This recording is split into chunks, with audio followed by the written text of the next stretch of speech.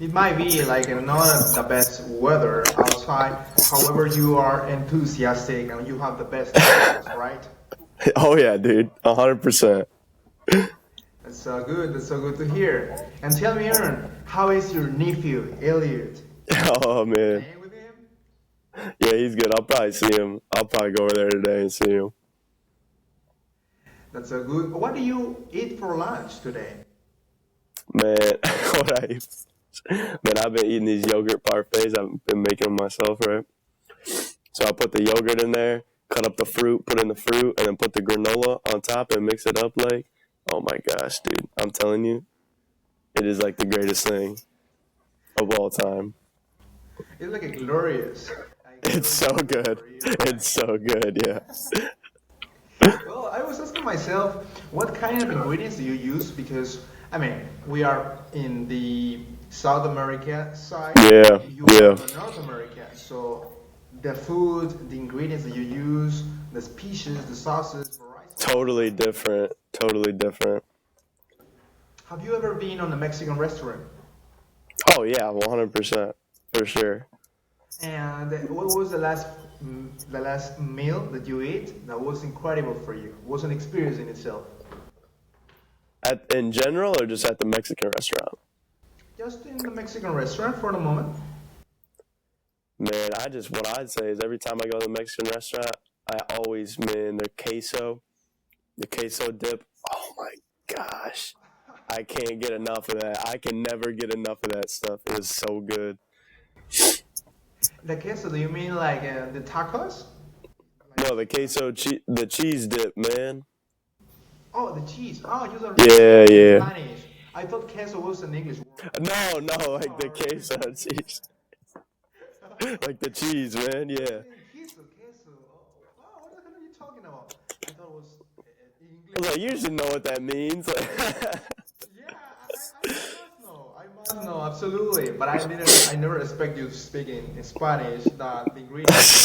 And even though sometimes typical food in different countries are called by the same name, like in Spanish or Turkish, and that's never right?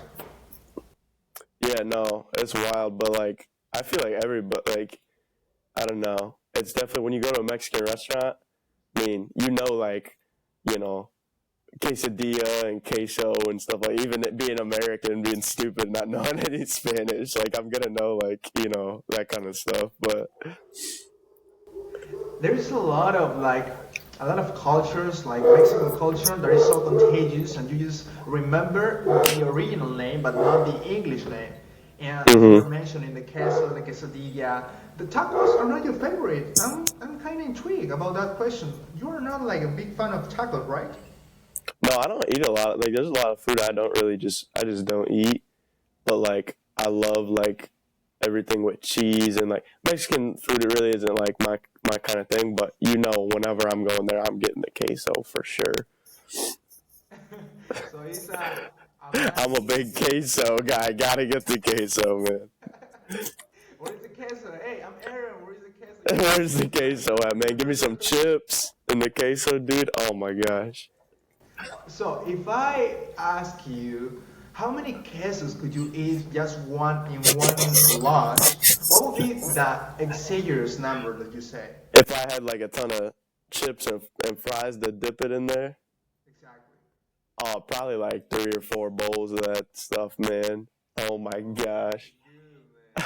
I'm not gonna be like straight up drinking it, like, but like that would be wild. Okay. That would be wild. Oh, talking about wildness, Yeah. there was like in Shark Tank. I don't remember exactly if that was in Shark Tank or another business TV show, but I remember that there was like entrepreneurs that they were mixing wide variety of like with a lot of oil, with a lot of how do you say fast food, like for example hot dog, hamburgers, and among others other meats, I would say. Okay. Just foods, yeah. Just junk food, like a wide variety of junk food. everything that you know about junk food, but in just one hamburger, all of them were combined, and then the sauces that they were putting on the hamburger, wow, that was deadly. That was evil. That was evil. Have you ever seen that kind of restaurant? That kind of No, like they are crazy. that's crazy. Crazy. And you might know something. In some fast food that they are like extreme, super extreme, they make you sign a contract that they are not responsible if you die If it's when you like, go yeah, down there. Have you ever heard about it? yeah, like you go to like some restaurants and they got like they'd be like, if you can eat the whole thing, you don't gotta pay for it, or like you gotta try this special sauce, and it's like people are over here like, throwing up after they eat it. It's so spicy or something like that, man. Yeah, yeah, exactly. And the same happened with Chinese food. In New York, but in general in all the United States, there's Chinese or Japanese restaurants. They sell different kind of dishes, but among them, you have one dish that is so extremely spicy or so extremely, I don't know, maybe sour or maybe different flavors. I think they are extreme. But if Yeah, you get shocked or I don't know, maybe you passed out due to the ingredients or due to the flavor, then it's your fault. It's not the fault. that's your. I mean, you're the one who ate it, man. So, but I don't know why they're even. Yeah, I don't know why they're even making stuff like that, man. If it's gonna, do that to people, like I wouldn't try that. That's dumb. You wouldn't. No, no, I'm not doing that. Come on. I mean, from time to time, it's good to try new things, right? But Yeah. I would say, well, it's your life. You're putting your life onto the line. And it all depends on you. If you want to have the experience, you want to be the adventurous, the curious guy of the crew. You're right. No, I think I'm all right just watching. I'm good. I don't need to do all that. I mean, but have you ever been in a context or in a circumstance in which your friends pushed you to do that kind of stuff? Definitely, man. Like a lot of stuff, especially in high school and all that. My friends, because I don't really like.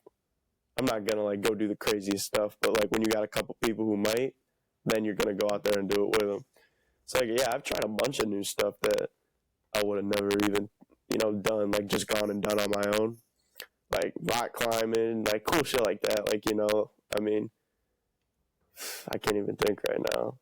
But like, that's what's cool about it, because then, you can try a bunch of new stuff. You never know what you're gonna get into. Exactly. Never know where you're gonna go. You Yeah, do it. Like there is also like an extreme sport in cars, in the industry of cars, in which yeah, you ride or you drive a monster truck. Have you ever seen one of those in reality?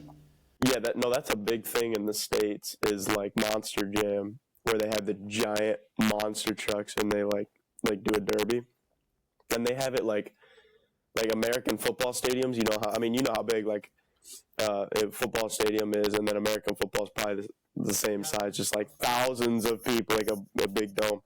They like have they replace the field with like dirt, and they just have like 20 cars in there, and people like will pack out the stadium. It's a big event, and those trucks just like run into each other. I guess I don't know. I've never seen it live, but it happens in like Detroit, and there was definitely one just in Detroit not that long ago.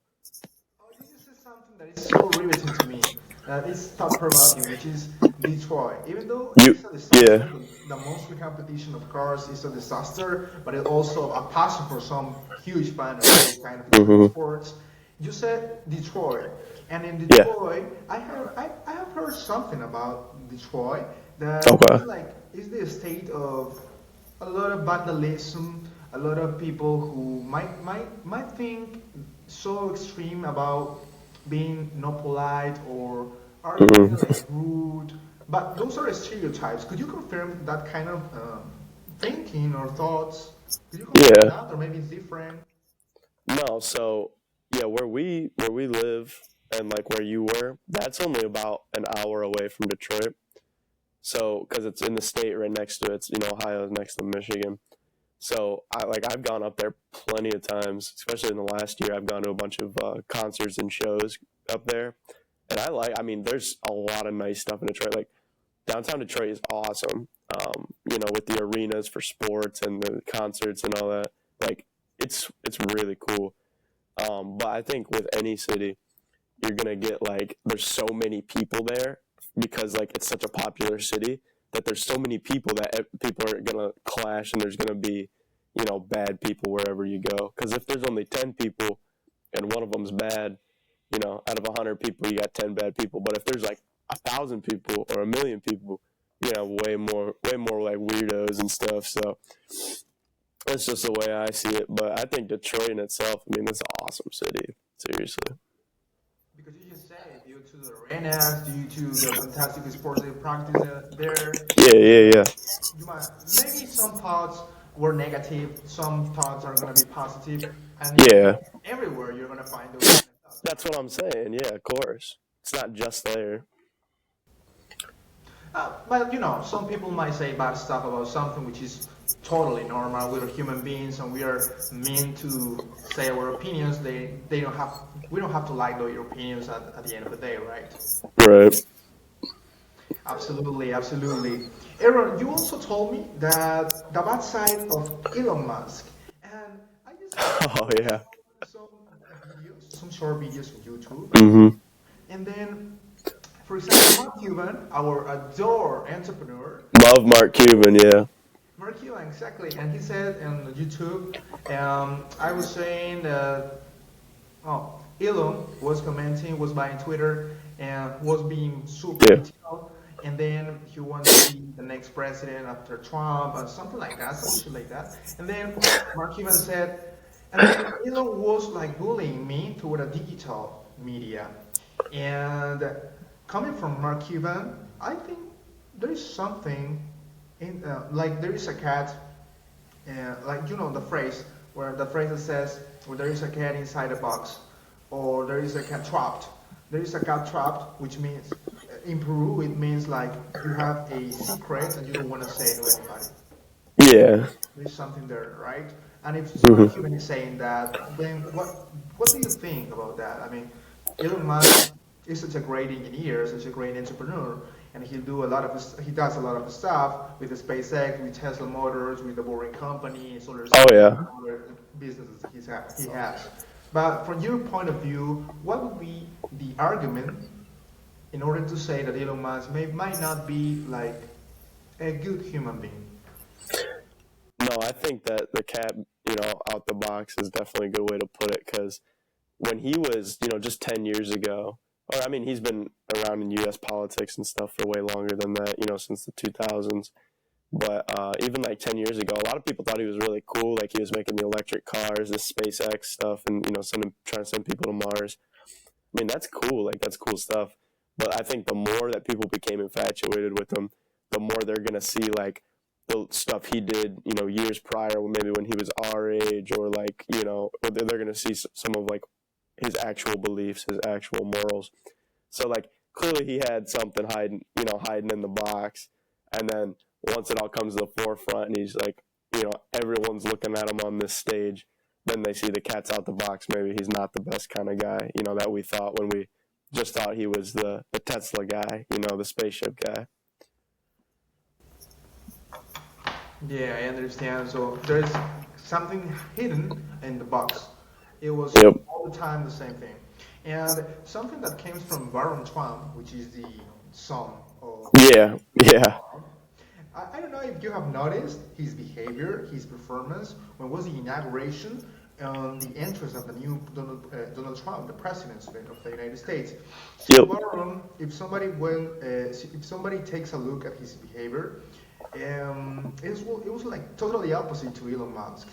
And also on the videos when Baron was like celebrating the facts or the great milestones of his father, Yeah. while Elon Musk was at his side right next to him, and he was like clapping, he was celebrating, like doing cheers and stuff with his body. However, Baron was totally the opposite. He was like kind of serious, and also Yeah. from the media perspective, and YouTube says that Baron thinks that Elon Musk is kind of arrogant, and when the nation needs him more or the nation needs him the most, he's not there. He's like doing stuff about the space. He's creating more cars, electric vehicles, and among other things. So, what's your opinion about that? I mean, Barron is a well-mannered guy. He has been fed, he has been grown in the White House, right? Yeah, no, for sure. I think that, yeah, no, that's interesting because I think that that kind of behavior is crazy because, like, you worked hard to get where you're at now, but the only reason you're on that platform at the inauguration is because of your relationship with, President Trump. So I think to be acting like that is kind of crazy, the way he was acting. But then you have someone, kind of like the dichotomy is then, Barron's going to be there very stoic, very like, it's a professional event. You know what I mean? I mean, it's like the biggest event.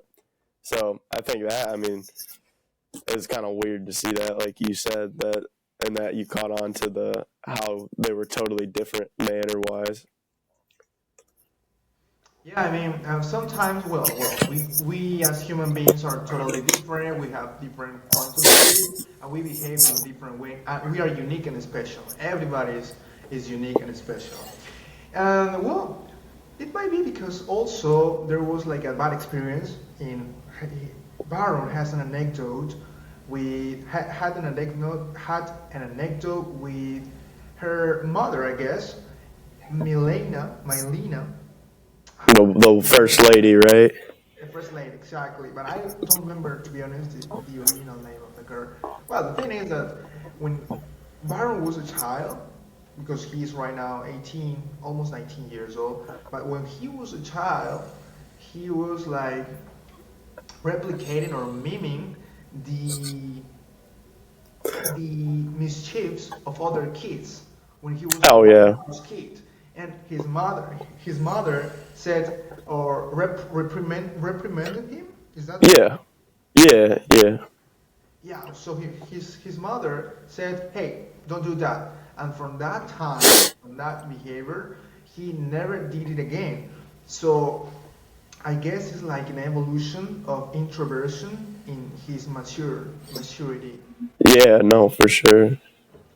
At some point, when we are growing, we are getting realized that some behaviors are not like grooming man behaviors, but some behaviors might be or might need to be like eliminated from our habits, from our routines, right? For example, do you Hmm. remember some behaviors when you were a child? Oh yeah, man, I was absolutely crazy. Like, just I think everybody was. I mean, there's like more introverted kids, but like, I definitely was just like bouncing off the walls all the time, really just bothering everybody. Like my older brother, for sure. We were talking about that last time about how I would just drive him crazy because he was, a good bit older than me. So I had nothing to do but just, bug him and annoy him. But and then like also like we talked about last time, you grow up a little bit and then you start to get deeper relationships with people, and then you mature, and then you kind of start acting how you know you're going to as an adult and what's expected of you. Not all the time, it might take some time, but I think especially for me, I think I've got a good level of being able to you know can control my behavior. I'd say from compared to when I was a kid. Absolutely. I mean, when you are growing, you don't notice that maybe you, with your behavior, are like invading the space of somebody else, or maybe you're just being kind of mean, but you don't notice it because you're a child. Yeah, You're just thinking about playing. You're just thinking about winning, about being competent, that kind of things. yeah. And in school, we were talking the last time too about this. And in school in America, I mean, in South America, to be more precise, Yeah. our teachers don't teach you too much about being outside, being abroad, being overseas, doing business, or Mm-mm. networking relationships. But in general, they don't teach us about money. What do you think that is? And but from the perspective of a North American citizen. Yeah, no, I'm kind of like in the same boat you. I think it's kind of crazy that they can teach you so much that, it could help you if like that's what you go into for your career, but I also think that like something like that, financial management, and like career opportunities, and like especially for you, like going abroad, like going overseas, like that is way more imperative for somebody, especially in your position, say in Peru, than basic classes in school. I think that I don't know. I think the public education system in North America is very similar. I had a lot of the same complaints coming out of high school, is that they don't teach you kind of what you need to know when you get into the real world. It's definitely it's an interesting topic. Interesting topics like, as you said before, financial management, or how to move money, how to make money, what is a business, Yeah. how to make an entrepreneur, how to be an entrepreneur. All that you can learn is a short time, right? Oh yeah, no. If you're trying to build your business, yeah, just watch that. You don't need school. The both of us, we can say that Shark Tank is the best program of entrepreneurship worldwide. And we were talking about Mark Cuban. And let's get focused, let's get deep into it. And you might say that Mark Cuban is a great entrepreneur. And I say the same. And I say the same thing. I think the same way. And something or some people were saying that Mark Cuban is a middle racist. Is that true from your point of view? Have you ever or have you ever watched some videos in which that is true, in which Mark Cuban was showing those behaviors or performances of racism, of racist people? No, I mean I'm not like the biggest, in terms of knowing everything that he's about. And I know a good amount about him, especially him owning the basketball team, being a basketball fan. But I've never seen anything like that. I'm not saying it is true or it couldn't be true, but unfortunately, you kind of have to like look at it different when you hear that, because there are so many cases of people being like that when they are, you know, maybe when they're our age, their behavior is a lot different, their morals are a lot different than when they make it to the top. They're kind of regretting, something they said, or and then they gotta apologize for it. So who knows what the case is there, why people say that, but that's why you kind of got to look at it different, because it just happens more often than not, nowadays, that people are actually like that when once you've been looking up to them for a while. So it's kind of tough. And it's not precise to be more. Uh, you need to be more open-minded, right? Like Yeah. why just think that there is a bad person, there is a good person? At the end of the day, everybody has errors and everybody has mistakes. So why to believe just one people, or why for you is real or what for you is false? Well, and that kind of things are to reflect about that kind of opinions. And well, since America is the dream for most of people in the world, Yeah. at this moment, if I'm not making a mistake, Donald Trump is like separating or isolating the country from Canada and Mexico with the tariffs, if I'm not making a mistake. Yeah, no, there's a lot of that in the news. I mean, even since his first term as president in 2016 to 2020, um, he was isolating, especially Mexico, a lot from the United States, trying to, you talking about enforcing the border and all that, and a lot of it, unfortunately, like I can understand if someone's just talking about the politics and the policies that they're trying to enforce, but for somebody like that, it seemed to come from his past behavior and things he said. It seemed to come from more of a place of, maybe hatred or ill will towards the people of Mexico, more than just wanting to enforce the border. And depends who you ask. They might agree with that, they might not, but that's just how it seemed to me when he was making all those comments about that during his first presidency. But certainly now that he's back in office again, it's going to be, there's going to be a lot more of that and a lot more tension between people on, what's actually going on there. If he's racist towards the people of Mexico, or if, it really is just the problem that needs to be solved in the United States. But I guess we'll find out. By the way, is Donald Trump Republican or Democrat? He's Republican, yeah, right wing. Yep. And why do you say Republican? I mean, the definition or the names or the nicknames or the label, as you want to mention, um, are here improved, for example, from the right and from the left. From the right means that you are conservative, that you Yeah. just continue the laws that were being maintained or were kept since the last couple of years. And the other way is the left side, in which you are a revolutionaries. Yeah, Yeah. you want to revolutionize the laws and you want to revolutionize the politic in general. And Yeah, no. I was being a Republican. Yeah, no. It's the same as you just described out there in Peru. Like the right is more conservative, the left is more progressive. Um, and so the reason that a lot of, Republican presidents, especially with President Trump, are going to get a lot of those comments about, if they're racist or is because the way I see it, and this is just, this is all personal opinion, but the way I see it is if you're more conservative, you're more, you don't want things to change as much as someone on the left would. You're not as progressive.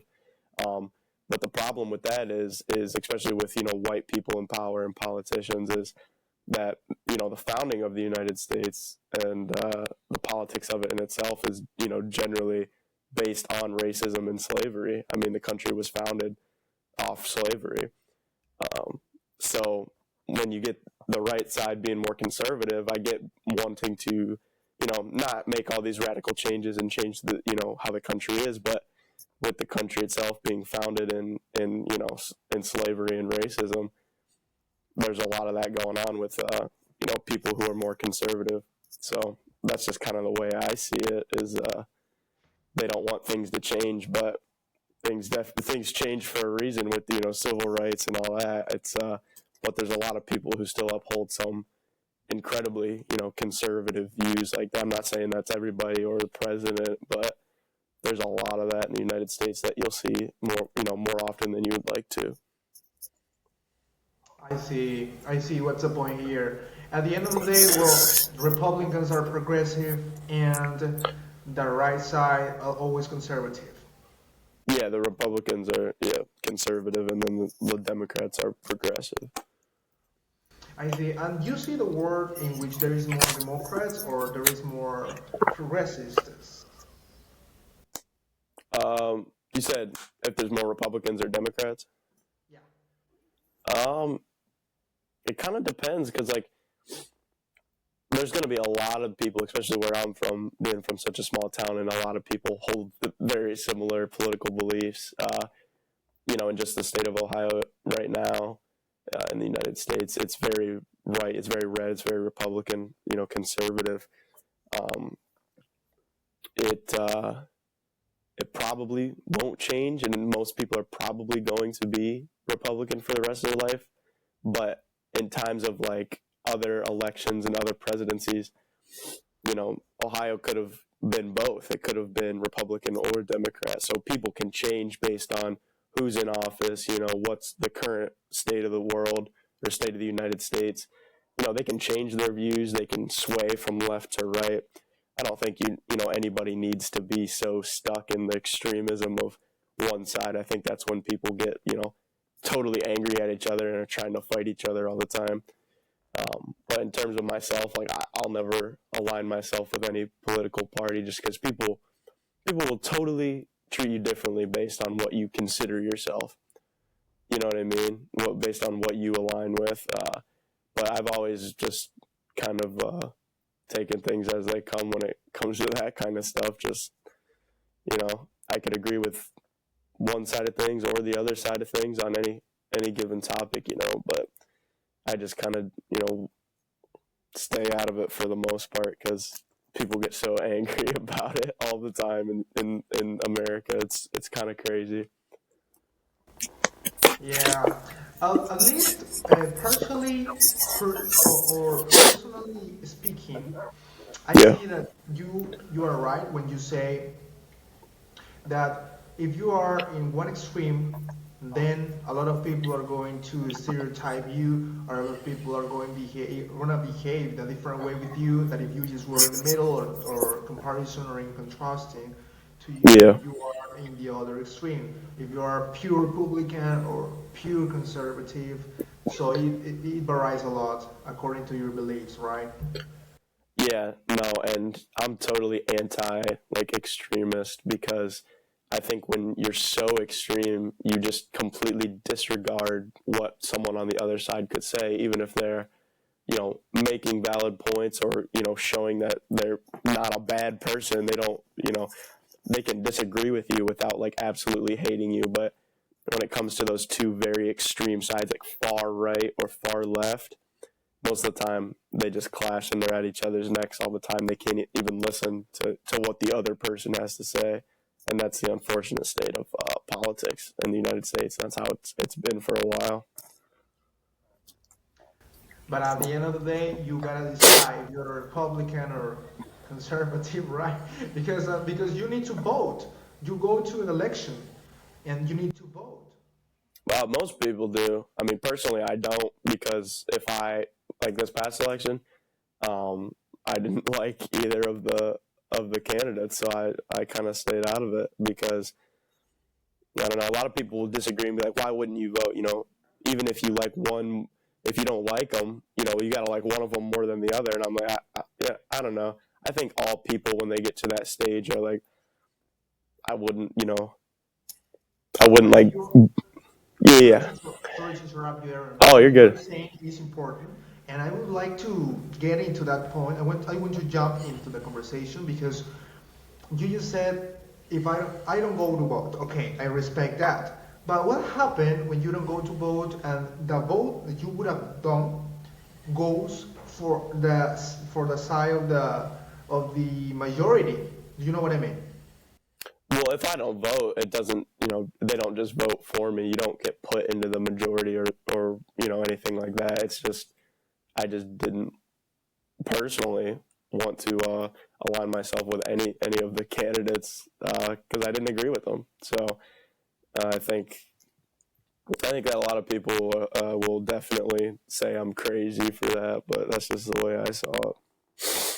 Oh, and I respect that. The thing is that even you don't like to vote for any of them, you are voting. I mean, the absence of your vote is going in favor of the one that you don't like. Oh, of the majority, yeah, that's what you mean. Yeah, no, I get what you're saying.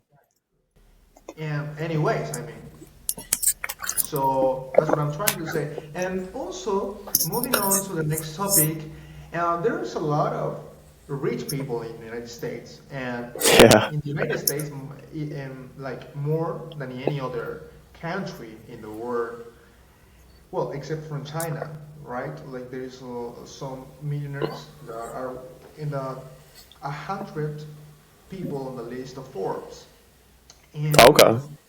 and tell me, Aaron, have you ever imagined being on one of the list? I mean, in the list of fortunate people, millionaires, billionaires, trillionaires? Have you ever think about it? Oh, of course, man. I mean, I think about something like that probably every other day. I mean, and who wouldn't want to be that? I mean, I think you and I both would take that up right now if someone offered that spot to us.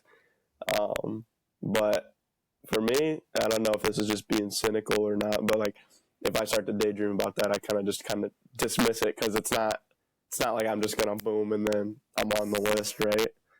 So I just kind of keep my head on ground.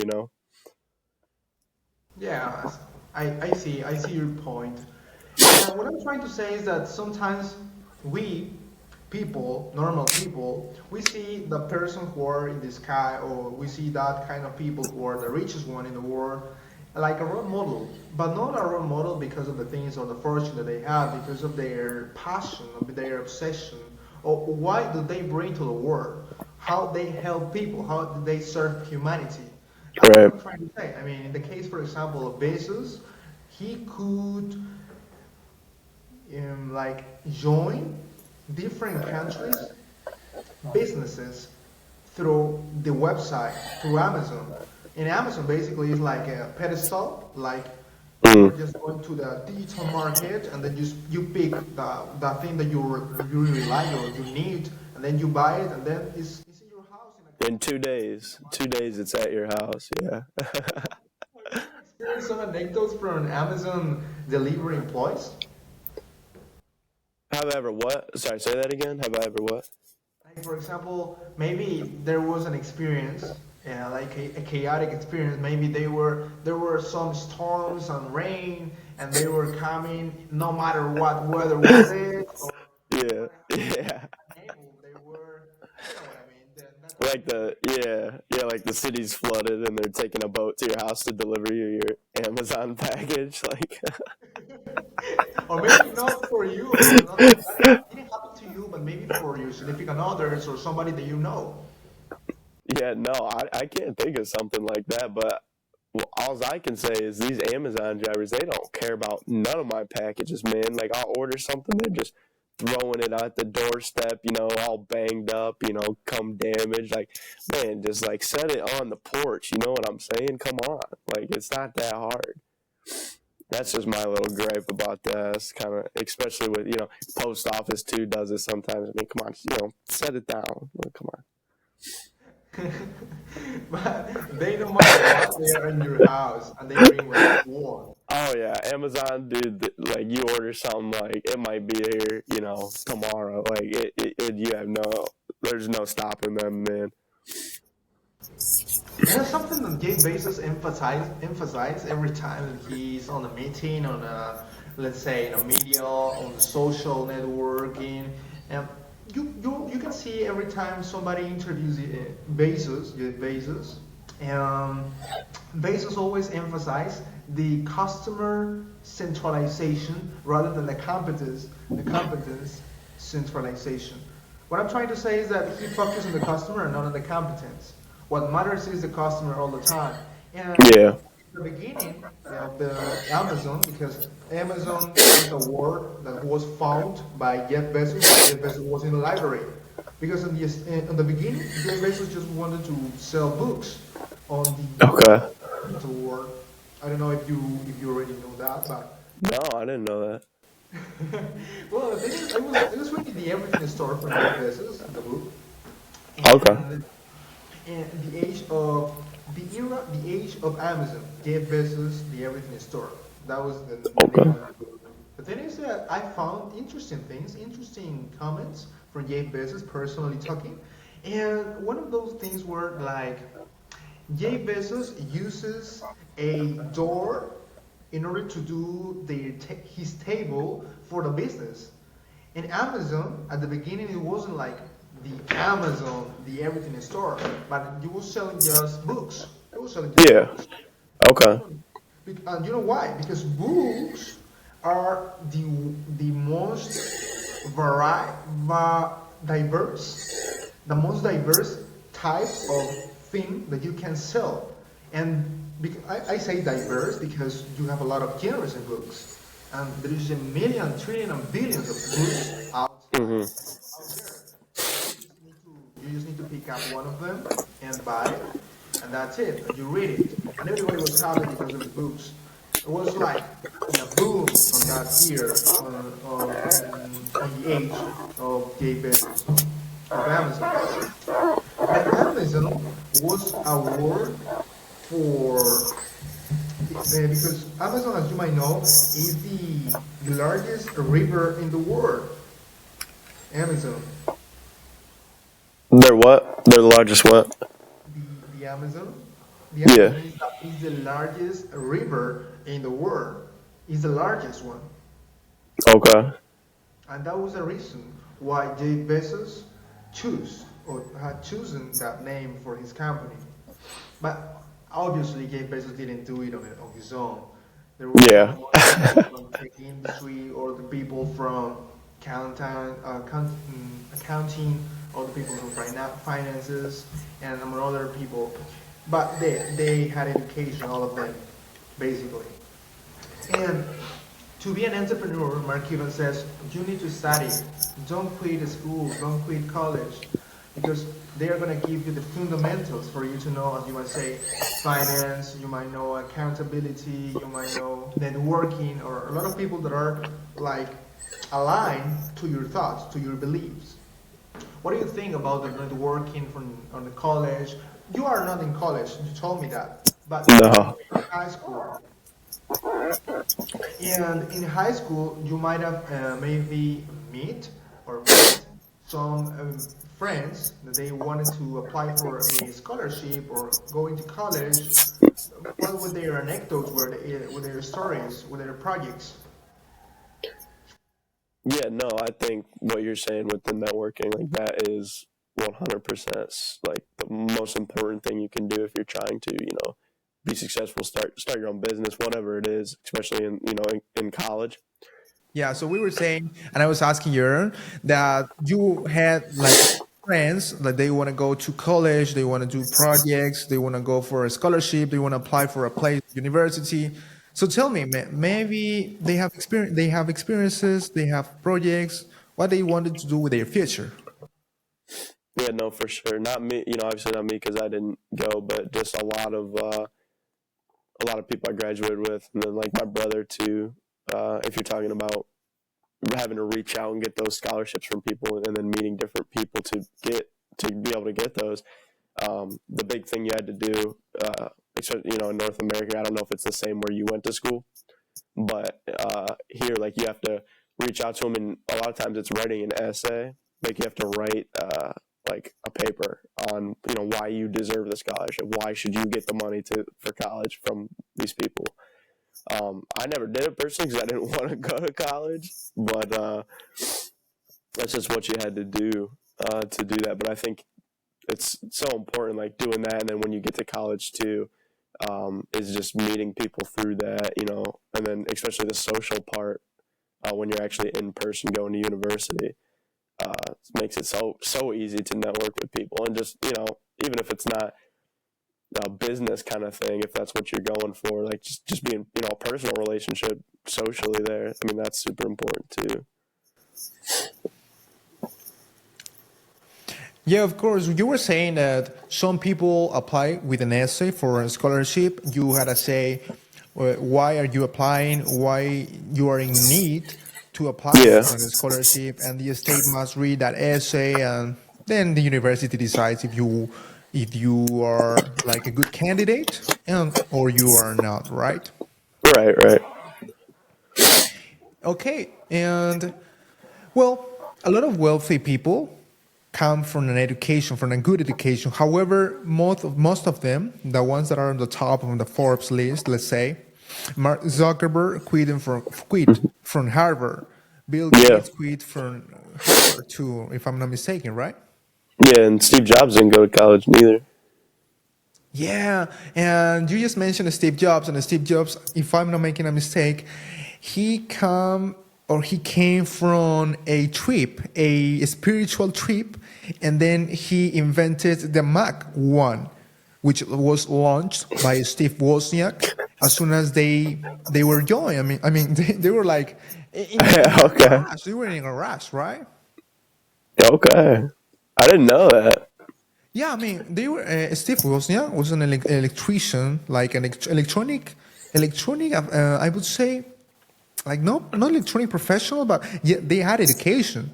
I don't know where, but they had education. So the thing is that the two Steves were working together. One was of business, the other one was of the brain, or Yeah. the investigation and the plus design area. So that was Steve Wozniak, and the other one is Steve Jobs. But everybody remembers Apple as Steve Jobs, not as the Steve Wozniak. Of Yeah, course, no, yeah. and there was like a YouTube video in which was interviewed. Steve Wozniak was interviewed, and a lot of people were asking, um, what was the secret of Apple? What was the reason Apple was a successful company, and right now it's one of the most or the gigantic, one most gigantic company in the tech industry. And Yeah. then Steve Wozniak just said, well, everything comes from the imagination, from the idea, from the creativity. And then you gotta give direction, you're gonna give your idea or your creativity a purpose that serves humanity in the most valuable way possible. So the more valuable your idea is, or the more the necessity you create with your idea, or the more, or the bigger the problem that you solve is, the bigger the wealthy return you're gonna have. And the same happened with Bill Gates when he creates Microsoft, when he creates those softwares, and then everybody was working with their softwares. Not only, let's say, not only formal people, not only businesses, but also like typical clients like you and me, like scholar people, or students, or mothers and fathers, because they want. And those things, as Steve Wozniak was saying, were so important that humanity adopted those new habits in their lives, and that was the reason why Apple was wealthy. And on the other hand, Apple challenges the status quo. Have you ever heard about it? Of Apple challenging the status quo? Not specifically. No. What does that stem from? What did they do? Like besides, being one of the first ones to break out with the computers. Is that what you mean? Yeah, what I'm trying to say is, as soon as you buy an Apple device, you are not just buying a device, a technological device, but you are also buying challenge to the status quo. What I'm trying to say is, for example, in Okay. Peru, people who has an iPhone are rich people, or are people who are people who thrives, people who are good Okay. positioned in a society. So those kind of species, those kind of humans use an iPhone, even though it's an iPhone 6, an iPhone 8, an iPhone 13, no matter what number of iPhone. But the thing is that as soon as you use an iPhone in Peru, you are from a superior status, social Really? status. Yeah, Wow.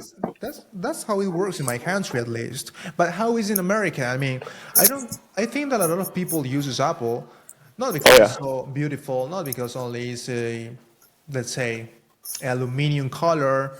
I don't think that. But for example, do you use an iPhone, by the way?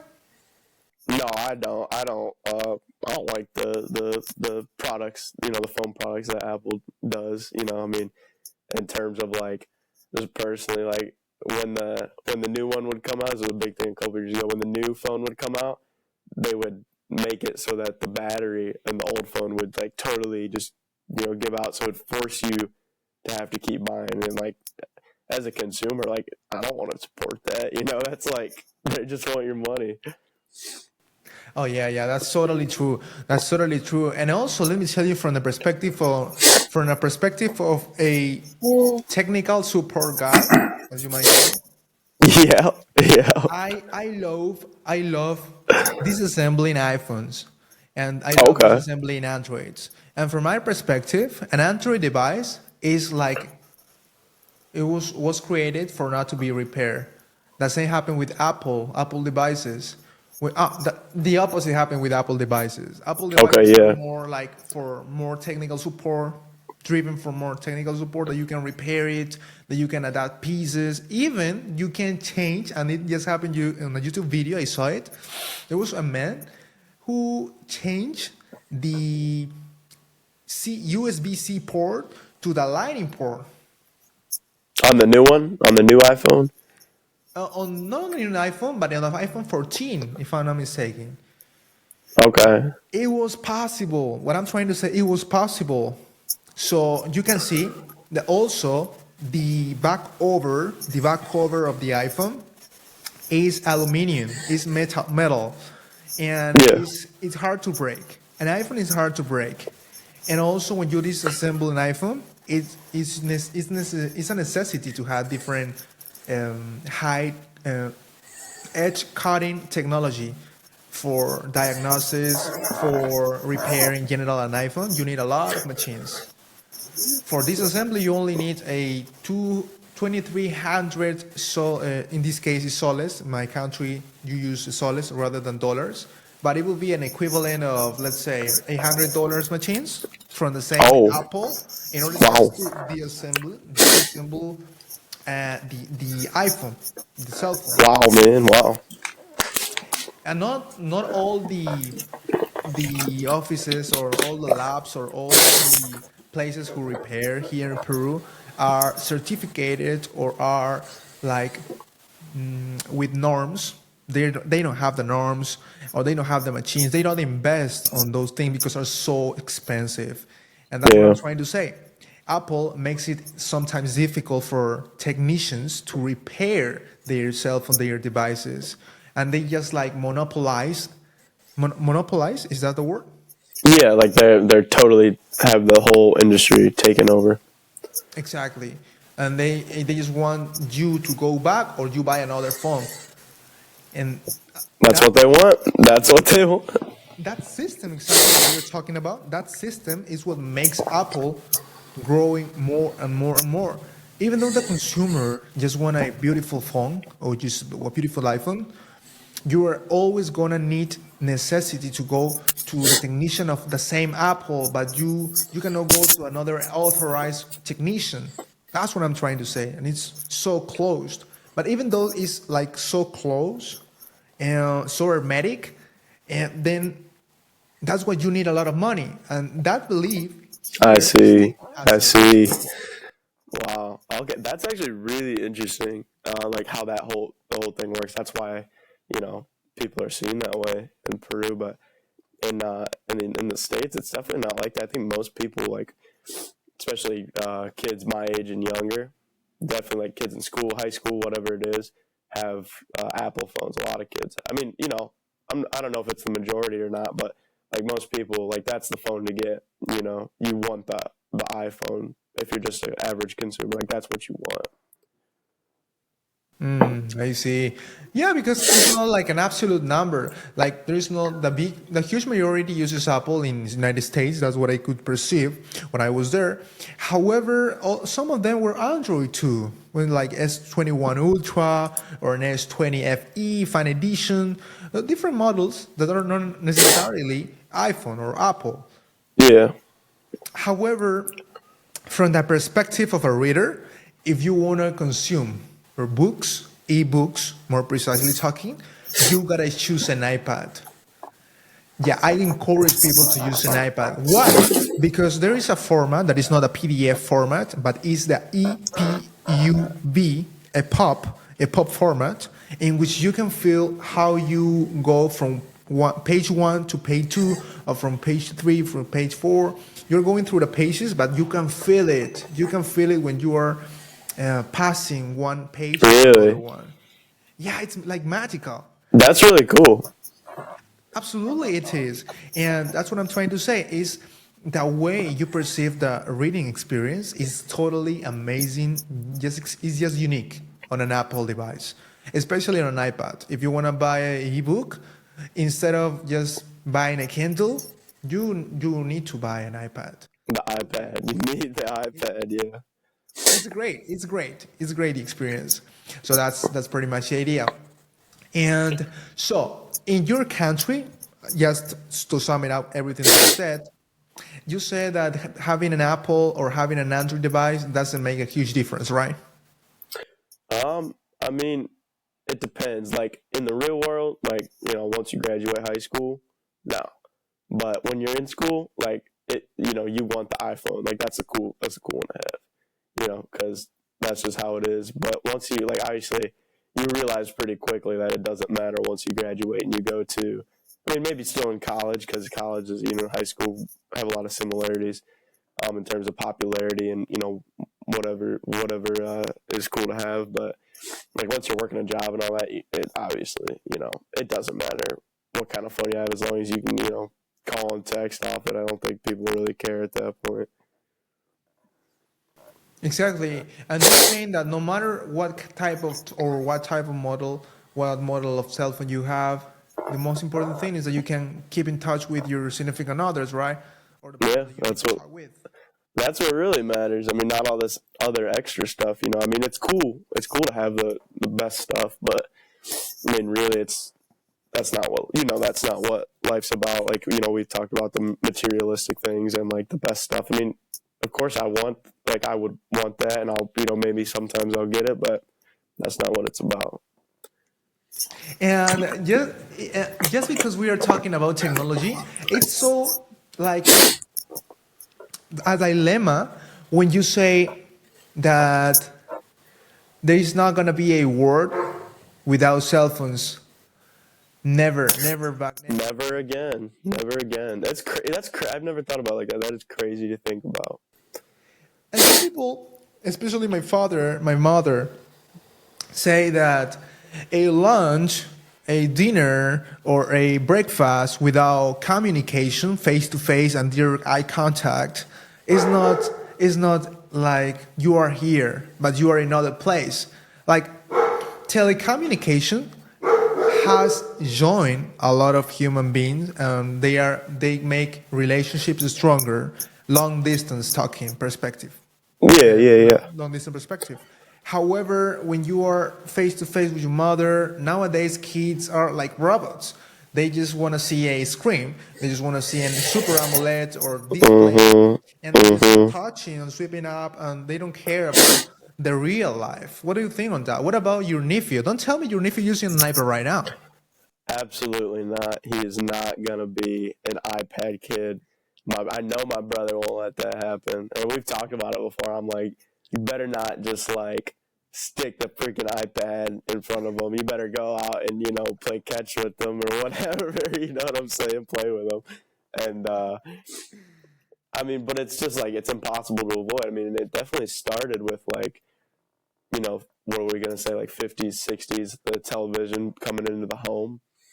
That's when it starts. Like, that was a crazy thing for people at the time, like even on black and white TV and then color TV, like, and then you see people spend more and more time in front of the TV and then other screens, and then it evolves into what we know today. And then, but the cell phones is something totally different. I mean, I think you would agree that it's just so interactive. You can do anything from, you know, you have a supercomputer right in your pocket at all times, and it's so weird how fast it's advanced. Like, in, you know, just a lifetime of like our parents or their grandparents, like it went from, you know, just having a TV being the craziest thing ever to having, like I said, a supercomputer at your fingertips at all times. It's like so weird to think about sometimes how it's like that. Yeah, it's like the human being, it's a human being, but with the cell phone inside. It's like part of the body, right? Yeah, no, seriously, it's like attached to your hand. You know, my woodshop teacher used to say that in high school. He used to be talking like, you know, that's like your hand at that point. One of your hands is the phone. Like the third hand. The third hand, like, yeah, dude, it's crazy. It's absolutely crazy, and it's just crazy how fast it's evolved, though, too. I mean, even let's say 20 years ago, just having the flip phone, you know, make the call, but now, like, just sitting there, like, oh my gosh, it's so wild to think about sometimes. It's so dystopian when you think about it, to be honest. Yeah, and I'm completely agree with you in that side. And also, when you want to read a book, you have the ebook. When you want to buy something, you just got the cell phone. When you want to make a delivery or you want to do a pickup for, I don't know, maybe your fiancé or maybe your girlfriend, you just use your cell phone. And before, and just as you mentioned, 20 years back in the past, well, the jokes that you used to make to your friends were not posted on the media, were not published on YouTube, on Facebook, on Yeah, Instagram. yeah, And man. then, and it was like more personal, like most intimate. The relationship were more intimate. Right now, I don't know, maybe Shakira and BK were in trouble, and you already noticed because somebody published on the Instagram, the Facebook page, and then everybody's You speaking have about to. Shakira and BK. Oh, they went to, yeah, no, you can't go on vacation and not post a picture about it on Facebook or on Instagram. You can't. It's like impossible. You can't do that anymore. Because the cell phones right now, they have eyes, their own eyes. And rather than we get the satisfaction or we enjoy the second, the time with the family, we're just, or I don't know, recording videos or maybe just taking photos. And I would say, as Mark Cuban in the Shark Tank, I'm so out that way. I'm out. I'm so angry. I feel so angry because of that. Sometimes in the lunch, my brother brings his cell phone, and we say, "Hey, sir, you turn off the cell phone, please. We are eating. We need to make conversation. We need to keep in touch. We need to talk. I need to see your eyes." But if your Yeah. eyes are on the screen, then it puts me on my anger. Puts me on my nerves. You know? I got it. I understand what you're saying for sure. No, like especially in my life, like I try and there's a lot of times you just find yourself, kind of trapped with the phone. But I try and like if I'm on my phone too much, maybe I'll just like throw it across the room and do something else. You know what I mean? Like I can feel, if I feel myself slipping in that, I'm like I gotta stop. You know what I mean? I gotta control the phone usage because it's like so bad for you. Yeah. Well, the habits basically that they produce, or the habit that swapping up, just swapping up, this habit produces negative routines in your life that are counterproductive for you. For example, you don't stand up in long journeys, or maybe in 4 hours you never stand up. So that is bad for your health, especially for your heart, because whereas you can be, or whereas you can be like running 30 minutes, or I don't know, maybe scootering 20 minutes with your pet, but you are just like watching other people's life and being gossip with that and commenting sometimes bad stuff about some other people. So that kind of things, like they are counterproductive in different ways, but they are also good for you when you need to study, a a college student, or you want to study a master's degree. You need to do research, and it's not optimal for you to go to the library when you have your cell phone in front of you. Right? And well, that's why most of the, let's say, students use their cell phone rather than go to the library, and it's easier in that way, don't you think so? Oh, it's definitely easier, but then you're kind of eliminating another part. Part of it is the social aspect again. Is you go to the library, you don't know who you meet. You might meet someone new. You might see somebody you know. You know what I mean? And that's the part that you're missing. Just sitting there, doing it yourself. Or not doing it yourself, but just having it on your at your disposal. Just with your phone, not going to the library or going to study with somebody else. You just do it yourself. Oh yeah. That make a lot of sense. As telecommunications had joined the, or had made the relationship stronger. On the bad side, also we can say that when you're studying and you have your phone, no matter if it's turned off, your phone is going to distract you. And that's why Francesco Cirillo created the Pomodoro technique, in which you have a timer for 25 minutes. You study, you get focused, don't get distracted in that time, and then you have 5 minutes for taking a rest, for having a breath. When you have your cell phone turned off, even though it's turned off, you feel you need to touch it. Yeah. No, yeah. Even if it's turned off, it's not actually turned off, because it's not like you turn it off and you're like, all right, it's done now. You turn it off, you can turn it right back on. Like, it's not even, you're not even really accomplishing anything there. You might as well just leave it on and then just, have that self-discipline, that self-control. You have to self-discipline to control your habits with your phone, right? Yeah, I mean, I try. I mean, I'd be lying if I said, like, it was something I, like, enforced heavily. But, like I was saying earlier, like, if I really am feeling myself, like getting sucked into the phone, like Unless, it's different if you're watching some long form content, like say, we put the podcast and then I'm watching that. That's different watching on the TV, whatever. But just like the constant, like to get your dopamine rush of like seeing 10 different posts and then go switching apps and then, you know what I mean? Like that's the harmful part, I think. Yeah, so just in those moments you don't turn off your cell phone and it's always on, right? Like your screen is visible. You can see it. You can see it. Yeah. Yep.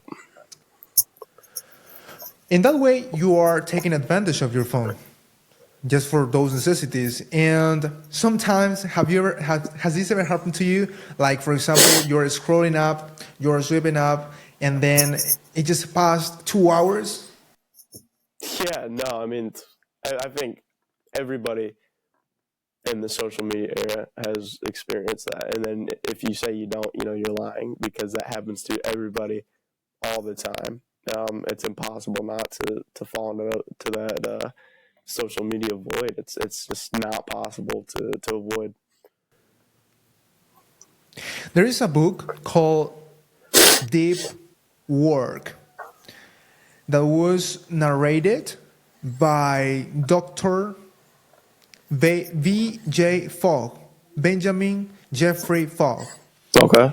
So this man is a researcher from the MIT, the Massachusetts Institute of Technology, and then in that book, this researcher says that there is two kinds of learning, work, two kinds of work: the superficial work and Okay. the deep work. What is the difference? Pretty simple. In a deep work involves a lot of concentration, a lot of this. So this means that you don't care about the world anymore. When you are deep focused, when you have in a deep work, Oh yeah. involved in a deep work, the world stop, and it's just you and your deep work, and that's it. What happened with the superficial work? Yeah. He defined the superficial work as something that can be replicated by other human, and then everybody else can do it, like a mechanical work, and also it's easy and it doesn't add value to the world. That's superficial work. Okay. What do you think? A lot of people a lot of people do the superficial work or the deep work. Kind of depends. I think pretty much every job you're going to get a combination of both there. It's going to be a mix because, for me, if I was at work and I was like just doing regular stuff, you could consider that superficial. You're not really, focused on your work. You're just there. You're doing stuff. You're not like just, one thing after the other, no break. But once you get really sucked into something, that's like when you're staring at your work and then like someone's talking to you and you don't even hear them. You're so locked in on what you're doing, and then they have to be like, and then like you're like, oh, like sorry, like I was, zoned out there. Like I think every situation, every job, you're gonna have something where it's maybe more monotonous, and then you're just going through the day, and then you have something where you're locked in on it, and you're like no one can talk to you. You're like, I'm getting this done. I'm not focusing on what people over here are saying or the stuff behind me. Yeah, absolutely. And it just come to my mind the scene or the episode of the Social Network, the movie. Yeah, in which great Mark movie. Zuckerberg. Yeah. Exactly, and that make me feel like an entrepreneur. To be honest with you. Like in the beginning, man, when they're making it, and then they're like, just they're drinking a bunch of beers and like just straight like for hours. Dude, I finished that film coding. Can you believe that? Yeah, that's awesome. I finished that film coding on Python. Python, What is which that? is a kind of programming language. A programming language For school? to create. It's for school, it's for Yeah. college. Yeah, both of them. But we're talking in terms of technology. You finish a technology film doing technology. Yeah, no, that's really like crazy. that's what make you really think like, what am I doing here? Like, what's going on? Yeah, like you are out of this world for a second and then you come back like an Yeah. astronaut. Well, what happens is that you just remind me that scene of the film of the movie, in which there were three principal guys. Mark Zuckerberg, the first one. The other was Eduardo Zavrin, Yep. the second co-founder, the investor, the CFO, and the other one was a curly hair guy. I don't Yeah. remember what's his name. He kind of cuts Eduardo off, and him and Zuckerberg kind of just are doing their own thing, and that's when Eduardo gets really pissed off, and he smashes his keyboard. Remember that part? And he's like, Exactly. I'm gonna sue you now, and then Yeah, that was so extreme. That was so insane when he just blasted the keyboard. he was done. He was done with all that. Wow. But I think that sometimes do that kind of destruction, that kind of is destroying, is good for our mental health. Don't you think so? Yeah, I mean, it can certainly be good to just kind of let it out, and not resist the urge to do, for one time. But like, I don't know, for most conflict like that, like I know we were talking about this the other day. You just kind of gotta, if you're really a human being, like if you really, care about human connection and your relationships with other people, you just talk to them. You're not gonna smash their keyboard, but I think certainly that was like, in terms of what was going on, I'm going to say that Eduardo was definitely justified there in smashing the keyboard. But Eduardo was a chill guy. He was Since chill. the beginning of the movie, he was super chill. As I was seeing his performance in the beginning of the movie, he was trying to help Zuckerberg with his broken up relationship. Yeah. Because He actually cared about him. Yeah. exactly, he was supportive with Zuckerberg, so I cannot judge Eduardo Zabrin. I cannot judge him because of that action only. Well, little. Anyway, what I'm trying to say is the scene that comes to my mind right now is the one when the third one, the man who cuts off Eduardo from the team, from Facebook, in one scene. Was asking one of the members of the Facebook, because Mark Zuckerberg had different friends, not only Eduardo, not only the third one. But when he got into the room where all of those guys were working, he tried to interrupt one of them, but he couldn't because Mark Zuckerberg said he's wired. He's wired in. Yep. He's wired in. Exactly. Yep. Exactly. Yep. And that kind of deep work is what I'm trying to talk. That's what I'm trying to say. A deep work involves getting out of the work for a second, for a moment, for a period of time, even for a day, even for a month. But you are wired in. Yeah. Yeah. No, he wired in, man. Yeah. Like it is so profound. It's like it's so demanding of concentration, but the top of your concentration. But Right. you just finish so exhausted. Have you ever felt so exhausted, so in a deep work that you feel after that activity so exhausted? Oh yeah, for sure. Like that's one of those projects where you're like cramming to get it done, and you're like drinking a Red Bull. You know what I mean? And you're just absolutely on that. And then when you're done, you can just you hit like you know what I mean? Yeah, yeah. Well, actually, in Peru, we don't buy usually the Red Bulls No. because Wow. I know they have caffeine. Everybody knows that, but not everybody that knows that are necessarily not buying the Red Bulls because they are expensive or they have caffeine. But as I was mentioning, it is because they're expensive. They're expensive right here. For example, in order to buy, I don't know, one Red Bull, let's say in United States it's $3 or $4, right? Yeah, $3-4. Yeah. It's one. Still too much though. I mean, I think they should be cheaper so that I don't have to spend that much when I go and get them, every day.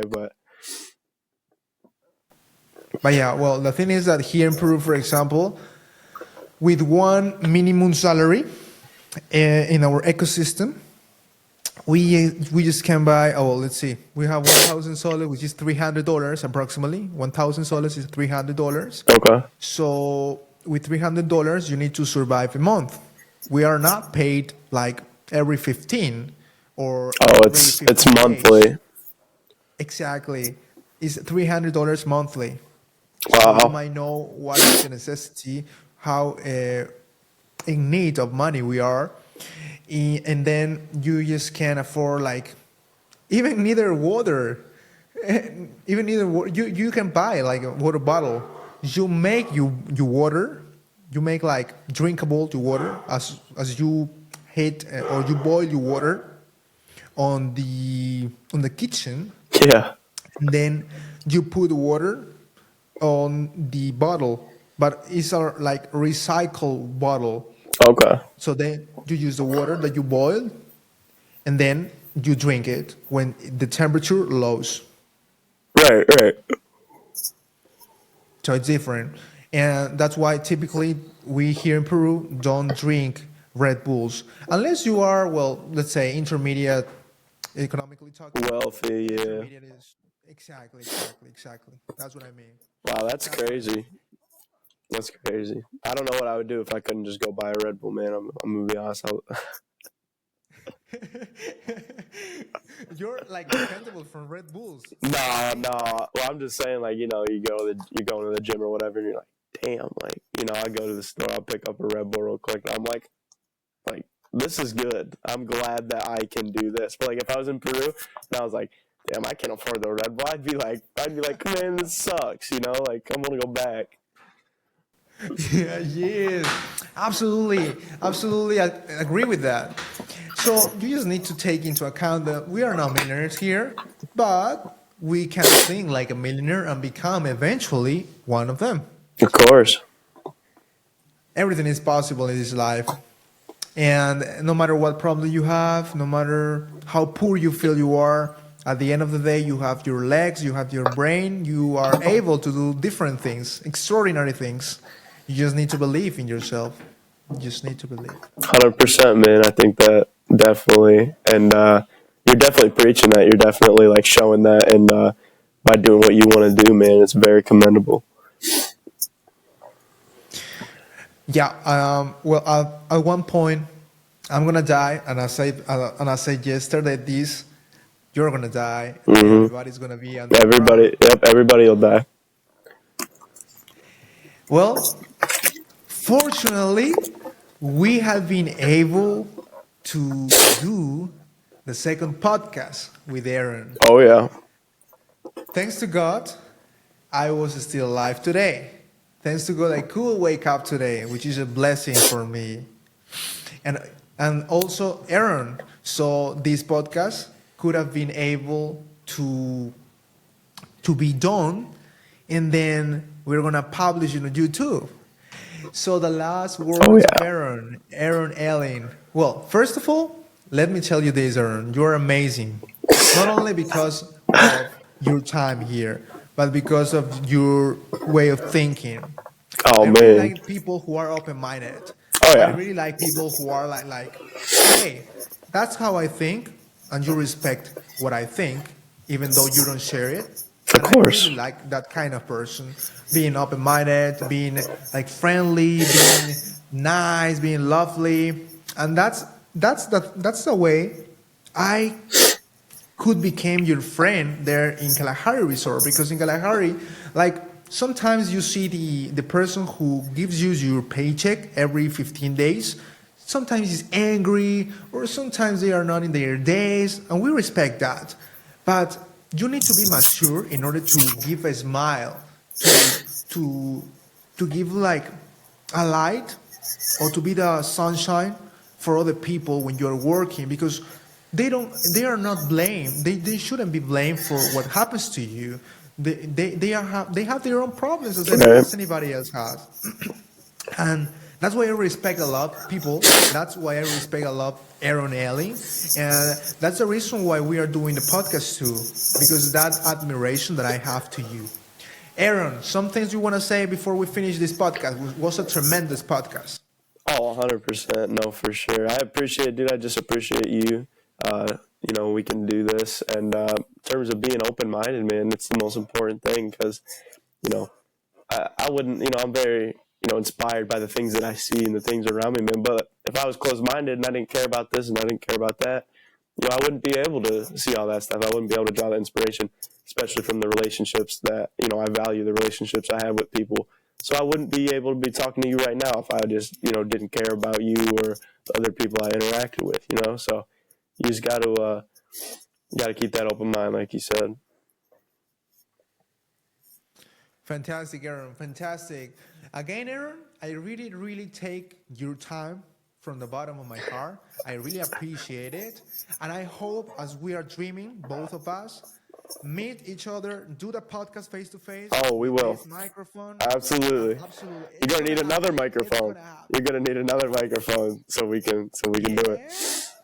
Yeah, absolutely. Or maybe I just can travel with them. If aduana or the transportation permits me. I don't know what the policy are, but I'm pretty sure I'm gonna hide all of those things on my box, and then we know that I'm bringing a lot of illegal stuff. Don't do that, man. Don't do that.